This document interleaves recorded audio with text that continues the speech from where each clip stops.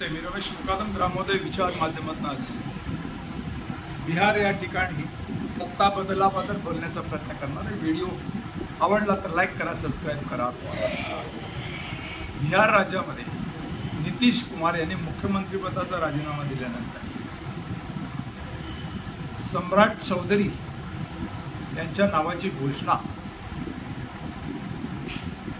NDA घटक दलातर्फे करण्यात आलेली आहे आणि त्याप्रमाणे 100% भाजपा म्हणजे भारतीय जनता पार्टीचा सर्वात पहिला मुख्यमंत्री म्हणून सम्राट चौधरी हे विराजमान झालेले आहे. त्यांचा शपथविधी आज होणार आहे. साधारण 1 वर्षापूर्वी झालेल्या निवडणुकीमध्ये नितीश कुमार आणि भारतीय जनता पार्टी यांना मिळून बिहारमध्ये संपूर्ण बहुमत मिळालेलं होतं. नितीश कुमार यांना जवळजवळ 86 तर BJPला जवळजवळ 90च्या आसपास जागा मिळाल्या होत्या.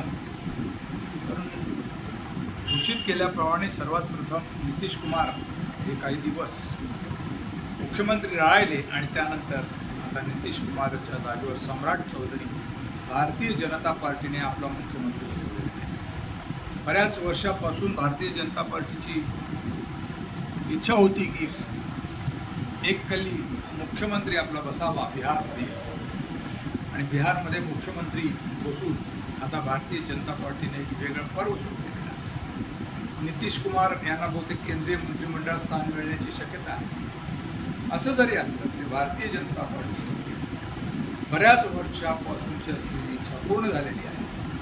आता सम्राट चौधरी कशा प्रकारे गाडा आखतात, त्यांच्या जोडीला 2 डेप्युटी मुख्यमंत्री असणार आहेत आणि मंत्रिमंडळाचं गठन झाल्यानंतर ते कशा प्रकारे बिहारला पुढे नेतात हे बघण्यालायक होणार आहे.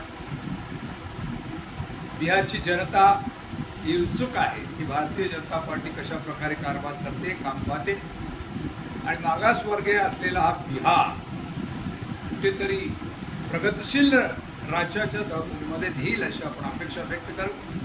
या संदर्भात आपलं म्हणणं काय कमेंट्स करा आणि माझा व्हिडिओ आवडला तर लाईक करा, सबस्क्राईब करा आणि फॉरवर्ड करा. जय हिंद, जय महाराष्ट्र, जय भारत.